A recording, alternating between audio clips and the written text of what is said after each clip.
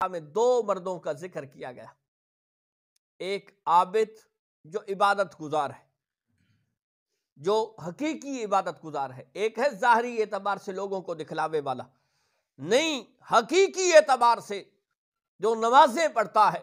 جو روزے رکھتا ہے، جو زکاتیں دیتا ہے، جو عبادت کے اندر ہر وقت مصروف رہتا ہے۔ میرے مصطفیٰ کریم علیہ الصلوۃ والسلام کی بارگاہ میں دو بندوں کا ذکر ہوتا ہے، ایک عابد عبادت گزار، راتوں کو جاگنے والا، راتوں کو جاگ کے نوافل پڑھنے والا، راتوں کو جاگ کے قرآن پاک کی تلاوت کرنے والا، عبادت گزار، اور فرمایا دوسرا عالم۔ ان دو کا ذکر میرے مصطفیٰ کی بارگاہ کے اندر کیا گیا۔ اب میرے مصطفیٰ کریم علیہ الصلوۃ والسلام نے کیا فرمایا؟ فقال رسول اللہ، نبی کریم علیہ الصلوۃ والسلام نے فرمایا فضل العالم علی العابد۔ جب دو بندوں کا ذکر ہوتا ہے، ایک عابد دوسرا عالم، میرے مصطفیٰ کریم علیہ الصلوۃ والسلام فرما رہے ہیں فضل العالم علی العابد، فرمایا عابد پہ عالم کو ایسی فضیلت حاصل ہے۔ اب اگلے جملوں پہ توجہ کیجئے، عابد کوئی عام نہیں جس کی راتیں رب کی بارگاہ میں روتے ہوئے جاگتے ہوئے گزرتی ہیں، جس کی راتیں نوافل پڑھتے ہوئے گزرتی ہیں، جس کی راتیں رب کی بارگاہ میں عبادت کرتے ہوئے گزرتی ہیں، وہ عابد۔ فرمایا فضل العالم علی العابد، کہ اس عبادت گزار پہ عالم کو کتنی فضیلت حاصل ہے؟ فرمایا کفضلی علی ادناکم، فرمایا جس طرح تم میں سے عام بندے پہ مجھے فضیلت حاصل ہے، اسی طرح عابد پہ عالم کو فضیلت حاصل ہے۔ ذرا بولو سبحان اللہ۔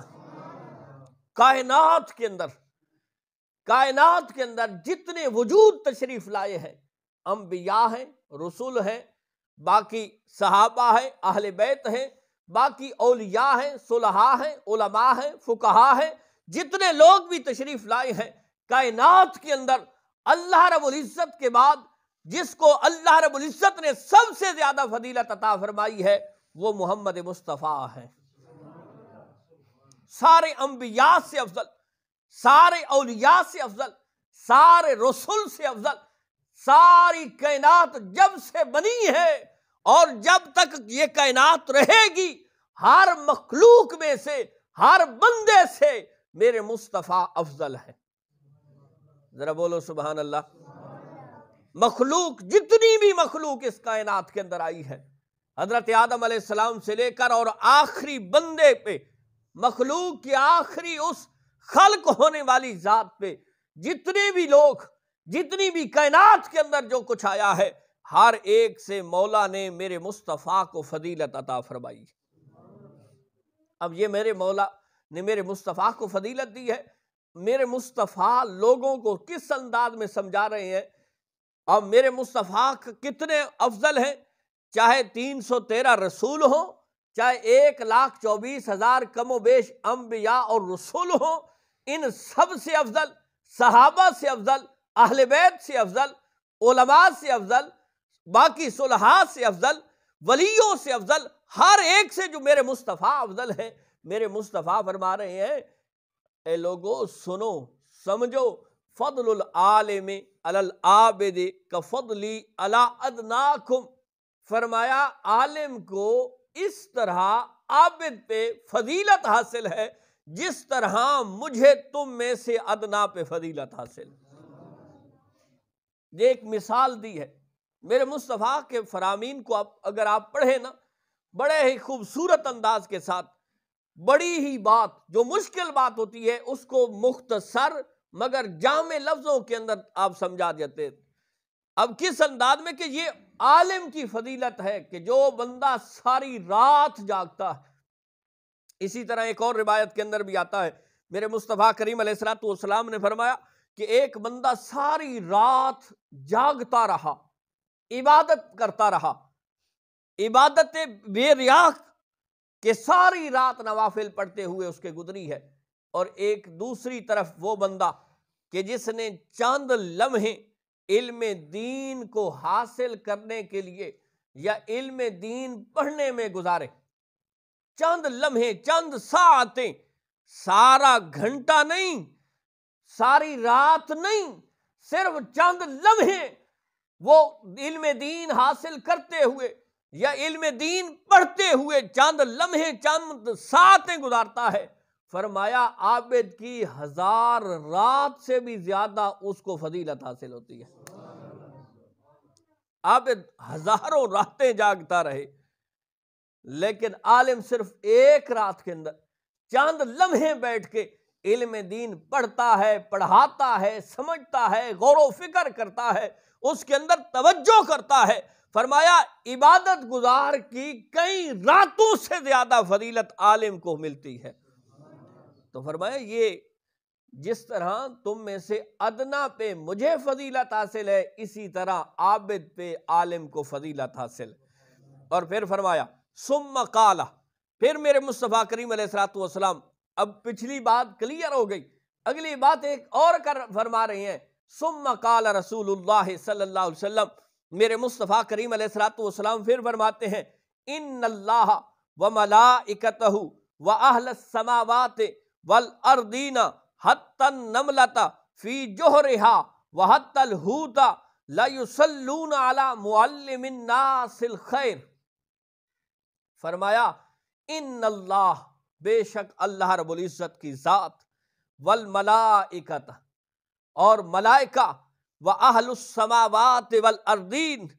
اور آسمان والے اور زمین والے، حتی النملۃ فی جوہرہا، حتیٰ کہ یہ جو چیونٹیاں ہیں اپنی بلوں کے اندر، وحتی الحوت، اور مچھلیاں سمندر کے اندر، لیصلون، رحمت کی دعا مانگتی ہیں، علی معلم الناس الخیر، جو خیر کی تعلیم دینے والا شخص ہے اس کے لیے رحمت کی دعا یہ سب مانگتے ہیں۔ اب پہلا جملہ شاید آپ کے ذہن کے اندر بات نہ آ سکے کہ ان اللہ، کہ اللہ رب العزت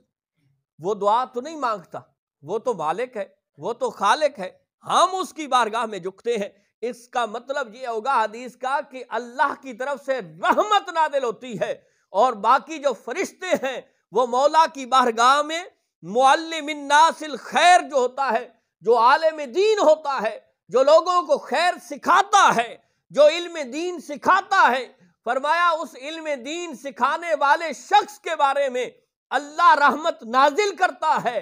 فرشتے اس کے لیے دعا کرتے ہیں، اور اہل السماوات جو ہیں، فرمایا جو آسمان والے ہیں، آسمان کی جتنی مخلوق ہے وہ بھی رحمت کی دعا کرتی ہے، والارضین، اور کائنات کے اندر جو زمین پہ رہنے والی مخلوق ہے وہ بھی اس معلم الناس الخیر کے لیے دعائے رحمت مانگتی ہے۔ پھر فرمایا حتی النملۃ فی جوہرہا، حتیٰ کہ یہ جو چیونٹیاں ہیں اپنی بلوں کے اندر معلم الناس الخیر کے لیے دعائیں مانگتی ہیں، اور فرمایا حتی الحوت، اور جو سمندر کے اندر مچھلیاں ہوتی ہیں وہ بھی جو لوگوں کو معلم الناس الخیر ہوتا ہے، یعنی خیر سکھاتا ہے، اس کے لیے دعا کرتی ہے۔ اب دیکھیے یہ عالم کی شان ہے۔ نبی کریم علیہ الصلوۃ والسلام کی ایک آخری روایت اور پھر اپنی گفتگو کو سمیٹتے ہیں۔ نبی کریم علیہ الصلوۃ والسلام نے فرمایا کہ ان مثل العلماء فی الارض کمثل النجوم، فرمایا یہ جو علماء ہیں ان کی مثال ستاروں کی مانند ہے۔ ان مثل العلماء فی الارض کمثل النجوم، فرمایا جس طرح ان علماء کی مثال ستاروں کی مانند ہے، کمثل النجوم فی السماء یہتدی بہا فی ظلمات البر والبحر فاذا انطمست النجوم اوشک ان تضل الہداۃ۔ میرے مصطفیٰ کریم علیہ الصلوۃ والسلام کے لفظوں پہ توجہ کیجئے۔ میرے مصطفیٰ فرما رہے ہیں کہ یہ علماء ہیں، ان کی مثال ستاروں کی مانند ہے جو آسمان میں چمکتے ہیں۔ اب پھر اس کی وضاحت فرمائی، فرمایا جو لوگ ستاروں کا علم رکھتے ہیں نا، آج کیونکہ ہمارے ہاں تو یہ بہت ساری چیزیں آ گئی ہیں، اب بھی کئی بزرگ وہ ہوتے ہیں کہ جو ستاروں کو دیکھ کے سمت کا تعین کرتے ہیں کہ قبلہ رخ کہاں، یعنی مشرق کس طرف بنے گی، مغرب کس طرف بنے گی، شمال کس طرف بنے گی، جنوب کس طرف ہوگی. فرمایا یہ جو ستارے ہوتے ہیں نا، ان کو دیکھ کے، اور پھر ان کو دیکھ کے وہ خصوصاً سمندر کے اندر جو سفر کیا جاتا ہے وہ ستاروں کو دیکھ کے، کہ اب جو ماہرین ہوتے ہیں وہ ستارے کو دیکھ کے انہیں پتہ چل جاتا ہے، حالانکہ سمندر میں ہے، کہ ہم کس طرف چل رہے ہیں، شمال، جنوب یا مشرق مغرب میں، وہ ستاروں کو دیکھ کے. فرمایا اگر بندہ ان ستاروں کو چھوڑ دے تو جو ماہر ہوتا ہے وہ بھی رستہ بھول جاتا ہے. اسی طرح فرمایا علماء کی مثال ان ستاروں کی مانند ہے کہ جو بھی ان کے ساتھ لگا رہے گا وہ ہدایت کے رستے پہ چلتا رہے گا، اور جس نے ان کا دامن چھوڑ دیا، علماء کے دامن کو چھوڑ دیا، فرمایا جس طرح ان ستاروں کو چھوڑنے والا اپنا رستہ بھول جاتا ہے، بھٹک جاتا ہے، فرمایا اسی طرح جو علماء کو چھوڑتا ہے پھر وہ ہدایت کا رستہ ہی بھول جاتا ہے. آج اس کائنات کے اندر حالات یہی چل رہے ہیں. جب سے لوگوں نے علماء کے دامن کو چھوڑا ہے،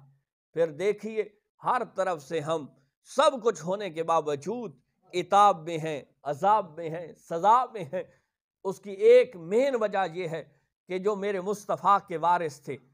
یعنی علماء، ہم نے ان کا دامن چھوڑ دیا ہے. تو آج اصل مقصد یہ علماء کی شان کے حوالے سے یہی تھا